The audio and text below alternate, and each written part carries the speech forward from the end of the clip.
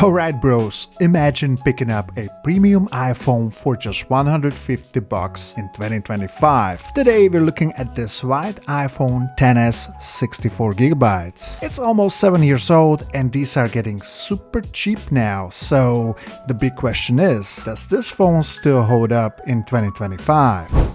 Alright, let's get into it. Let's talk prices first. I've been checking the refurb sites and you can grab one of these for as low as 159 euros. With a 1-year warranty, of course. Back markets got them starting around the same price, which is dirt cheap for a phone that still got those flagship vibes. Now just a heads up, if you go with the cheapest one, it won't look this clean. I paid around 100 euros more for this one, but just look at it. It got no dings, no scratches, just a sleek white back, and this gorgeous OLED screen without a single scratch. Oh, and it's got a brand new battery, but more on that later. Because first we have to talk about the XS design. Man, this phone aged like fine wine. If the bezels were just a tiny bit thinner and it had a newer chip, I swear Apple could sell this as a 2025 model. It's that good. Because take this SE2 for example. It's newer, right? But the XS makes it look so dated. And they cost about the same right now, so I would take the XS any day. It's got 1 gig extra RAM compared to the SE2, OLED screen, Face ID. You're basically getting high-end vibes on a budget.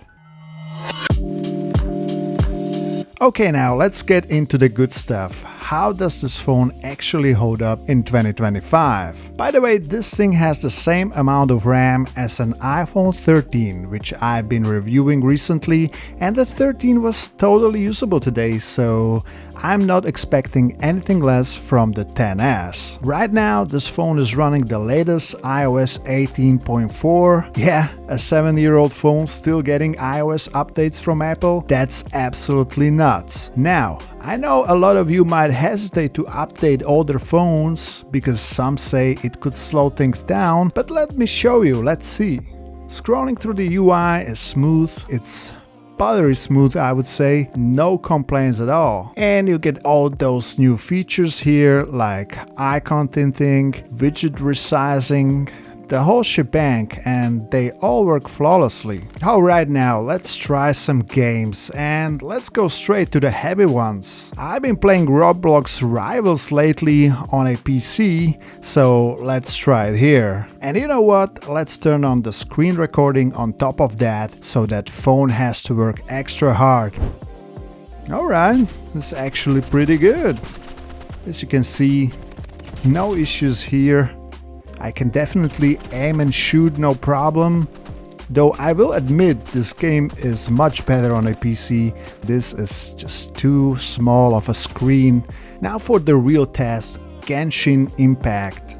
Let's max out the graphics quality, let's see if this phone can handle it. Now seriously, I was expecting this game to absolutely destroy the XS, but nah, it's holding up surprisingly well. And full disclosure though, this game is like 35 gigabytes, so a pretty huge game. Now let's talk batteries, because most XSs you will find on Facebook Marketplace or anywhere else are usually sitting at 75% battery health or worse. And let's be honest, with a battery that bad, the phone is basically unusable. Now I got a brand new Apple battery. Here, let me show you. 100% health, and if you go to settings, parts and service history, it even confirms it's a genuine Apple battery, and Coconut battery app shows 0 cycles, so yeah, this thing was just replaced. But here's the catch, getting it replaced at Apple cost around 100 euros, and honestly that might not make sense for a phone you can buy used for 150. So what are your options? You can go with a third-party repair shop. You will get an aftermarket battery for half the price. I've seen quotes for battery replacements for as low as 45 euros. That's with labor and tax included. But the absolute cheapest way to get a brand new battery is actually from Swappy. Now just to be clear, this isn't sponsored, but somehow if you get a phone from them, they offer a brand new battery installed for just 10 euros. I don't know how this is possible, but 10 bucks for a brand new battery? It's obviously not gonna be a genuine Apple one, but if it's new for 10 euros, I'm not complaining.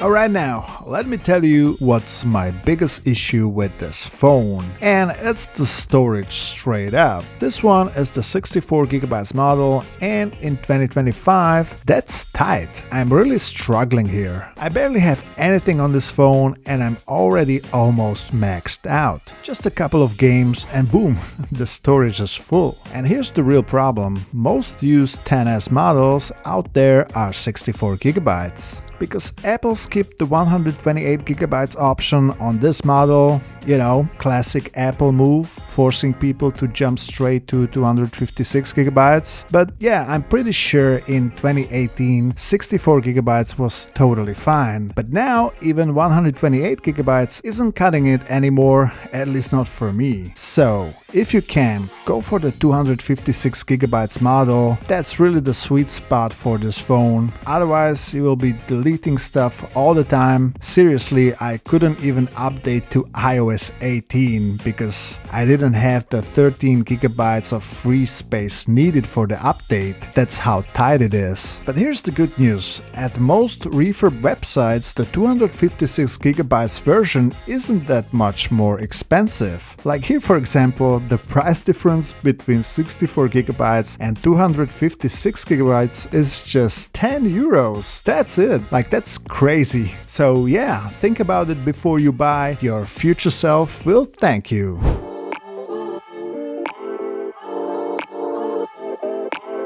Alright guys, last but not least, let's talk cameras. As you know, we got a dual setup here, 12 megapixels wide and telephoto lens. That means you get 2x optical zoom, but RIP, no ultrawide lens. It's just not here. And yo, look at that camera bump on this thing. It's tiny compared to my 15 Pro Max. But here's the thing, the XS can still shoot 4K at 60 FPS no sweat. The slow-mo, that's capped at 1080p at 120 FPS, which is totally fine, but the biggest struggle this phone has are the low light shots. I will throw some footage walking up my dog at night so you can see for yourself, and as you can see, that's extremely grainy, not usable at all. As for the front-facing camera, it's a 7 megapixel true depth camera that does only 1080p.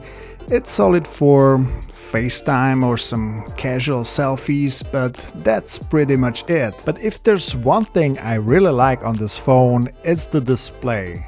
Now, let me tell you, this OLED still slaps in 2025. It's got deep blacks and after 6 years, no burn-in. And also, this was the last phone with 3D touch. You gotta press extra hard to turn on the flashlight on the XS. While on my 15 Pro Max, you just tap and wait a second and it turns on. So yeah, that's a little flex for the XS here. And one last corner of iOS where the 3D touch still lives on.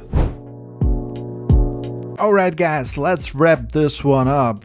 Is the iPhone XS still worth it in 2025? If I didn't already have my 15 Pro Max, I could 100% use this as my daily phone. But I wanna know what you think, guys. Would you actually use an iPhone XS in 2025? Drop a comment below and let me know. I'm Joey and I'll catch you in the next one. Peace!